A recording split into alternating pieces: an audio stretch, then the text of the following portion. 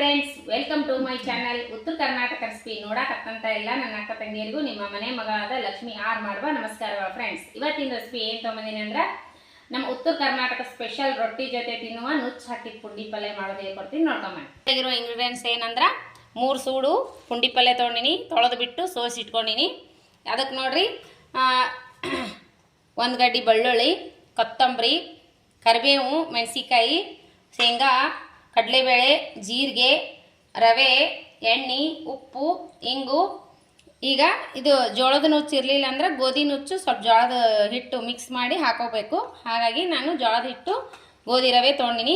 ಈಗ ಏನು ಮಾಡೋಣ ಅಂದರೆ ಈ ಪುಂಡಿ ಪಲ್ಯ ಕ್ಲೀನಾಗಿ ತೊಳೆದು ಸೋಸಿನೆಲ್ಲ ಇದು ಸ್ವಲ್ಪ ಕಟ್ ಮಾಡಿ ಕುದಿಲಕ್ಕೆ ಹಾಕೋಣ.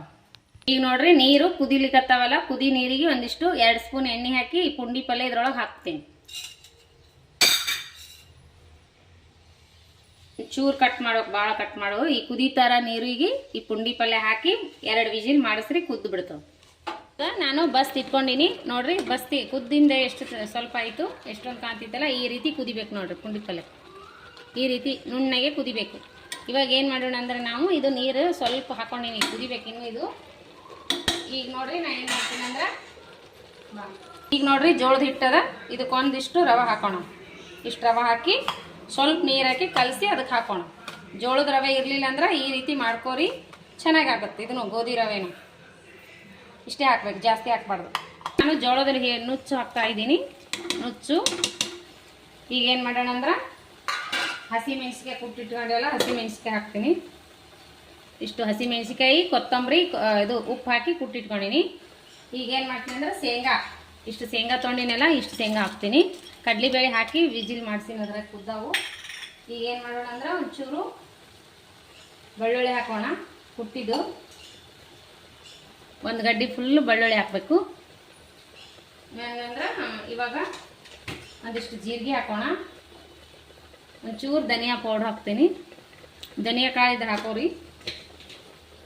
ನಾನು 1 ಸ್ಪೂನ್ ಜೀರಿಗೆ ತಿಕ್ಕಿಬಿಟ್ಟಿರ್ತೀನಿ, ಜೀರಿಗೆ ಹಾಕ್ತೀನಿ. ಒಂಚೂರು ಹಿಂಗೆ ಹಾಕ್ತೀನಿ. ಹಿಂಗೆ ಹಾಕ್ರಿ, ಮಸ್ತ್ ಆಗುತ್ತೆ ಪುಂಡಿ ಪಲ್ಯ. ಹಿಂಗಿನ ಪೌಡ್ರು 1 ಸ್ಪೂನ್, 1 ಚಿಟಿಕೆ ಸ್ಪೂನಲ್ಲ, ಇಷ್ಟ ಆದರೆ ಸಾಕು. ಇವಾಗ ಏನು ಮಾಡೋಣ ಅಂದ್ರೆ ಸ್ವಲ್ಪ ಅರಿಶಿನ ಪೌಡ್ರ್ ಹಾಕೋಣ. ಅರಿಶಿನ ಪೌಡರ್, ಆಮೇಲೆ 2 ಸ್ಪೂನು ಎಣ್ಣೆ ಹಾಕೋಣ. ಉಪ್ಪು ನೋಡಿಬಿಟ್ಟು ಆಮೇಲೆ ಮಗಚ ಹೊತ್ನಾಗ ಪುಂಡಿ ಪಲ್ಯ ರೆಡಿ ಆದ್ಮೇಲೆ ಹಾಕ್ಬೇಕ್ರಿ ಉಪ್ಪು. ಯಾಕಂದ್ರೆ ಹಸಿ ಮೆಣಸಿಕಾಯಿ ಒಳಗೆ ಹಾಕಿ ಕುಟ್ತೀವಲ್ಲ ನಾವು, ಜಾಸ್ತಿ ಆಗ್ತದೆ. 4 ಸ್ಪೂನ್ ಎಣ್ಣೆ ಹಾಕಿ ನೋಡ್ರಿ. ಈಗ ಏನು ಮಾಡೋಕೆ ಇದ್ರ ಮ್ಯಾಗ ಒಂದು ಮುಚ್ಚಿ ಕುದಿಲಿಕ್ಕಿಡೋಣ. ಇನ್ನೊಂದು ಸ್ವಲ್ಪ ವಿಜಿಲ್ ಮಾಡಿಸ್ಬಾರ್ದು, ಸುಮ್ಮನೆ ಮುಚ್ಚಬೇಕು, ಕುದೀತದೆ. ಈಗ ಇದು ತಿರುಗ್ಲಿಕ್ಕೆ ಹೋಗ್ಬಾರ್ದು. ಇಷ್ಟಿಟ್ಟು ಆಮೇಲೆ ತೋರಿಸಿ ನುಚ್ಚಾಕಿದ ಪುಂಡಿ ಪಲ್ಯ. ಇವಾಗ ಸ್ವಲ್ಪ ಮಗಚಮ್ಮು ಬರ್ರಿ. ಈ ರೀತಿ ಬ್ಯಾಡಿ ಮುದ್ದೆ ತೊಗೊಂಡು ಮಗಚ್ಬೇಕು. ಈಗ ನೋಡ್ರಿ ಕರೆಕ್ಟ್ ಆಯಿತು. ಇದು ಆರ್ತಾ ಗಟ್ಟಿ ಆಗ್ತೈತಿ. ಈಗ ತಿಳಿ ಕಾಣ್ತದೆ, ಬಿಸಿ ಇದ್ದಾಗ ಆರ್ತಾ ಗಟ್ಟಿ ಆಗ್ತೈತಿ ನೋಡ್ರಿ. ಇದು ಪುಂಡಿ ಪಲ್ಯ ಬಸ್ ನೀರು ಈ ರೀತಿ ಆಯ್ತು ನೋಡ್ರಿ ಮಗಚದ್ಗಳೇ. ನೋಡ್ರಿ ಈಗ ಇಷ್ಟು ತಿಳಿ ಆಗ್ಯದಲ್ಲ, ಆರ್ತಾ ಗಟ್ಟಿ ಆಗುತ್ತೆ. ಈ ಊಟಕ್ಕೆ ಹಚ್ಕೊಡೋ ಉಪ್ಪು ಆಗ್ಯದಂತ್ರಿ. ಟೇಸ್ಟ್ ನೋಡ್ರಿ ಮಗಚ ಹೊತ್ನ್ಯಾಗ. ಈಗ ನೋಡ್ರಿ ಎಣ್ಣೆ ಹಾಕ್ತೀನಿ. ಒಂದು ಸ್ವಲ್ಪ ಎಣ್ಣೆ ಹಾಕೊಂಡು ಊಟ ಮಾಡ್ಬೇಕು ನೋಡ್ರಿ. ಫೈನಲ್ ಆಗಿ ಪುಂಡಿ ಪಲ್ಯ, ನುಚ್ಚು ಹಾಕಿದ ಪುಂಡಿ ಪಲ್ಯ ರೆಡಿ ಆಯಿತು.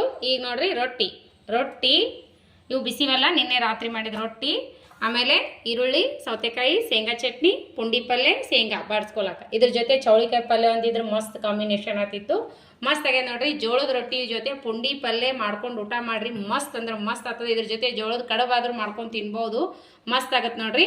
ಈ ಪುಂಡಿ ಪಲ್ಯ ರೆಸಿಪಿ ಇಷ್ಟ ಆಗಿತ್ತಂದ್ರೆ ದಯವಿಟ್ಟು ರೆಸಿಪಿ ಏನಾರ ಇಷ್ಟ ಆಗಿತ್ತಂದ್ರೆ ದಯವಿಟ್ಟು ಒಂದು ಲೈಕ್ ಮಾಡಿರಿ. ನಿಮ್ಮ ಫ್ರೆಂಡ್ಸ್ ಫ್ಯಾಮಿಲಿಗೆಲ್ಲ ಶೇರ್ ಮಾಡಿರಿ.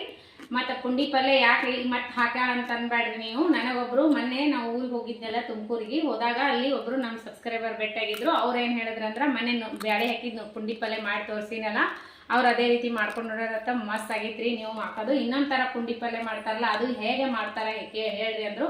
ರೆಸಿಪಿ ಹೇಳಿದ್ರೆ ಅರ್ಥ ಆಗಲ್ರಿ, ರೆಸಿಪಿ ನೀವು ವಿಡಿಯೋದಾಗ ಹಾಕ್ರಿ, ನಾನು ನೋಡ್ತೀನಿ ಅಂದಾರ ಅವರು. ಹಾಗಾಗಿ ನಮ್ಮ ಮತ್ತೆ ಪುಂಡಿ ಪಲ್ಯ ತಂದಿದ್ರಲ್ಲ ಯಜಮಾನ್ರಿ ಹಂಗಿದ್ರು.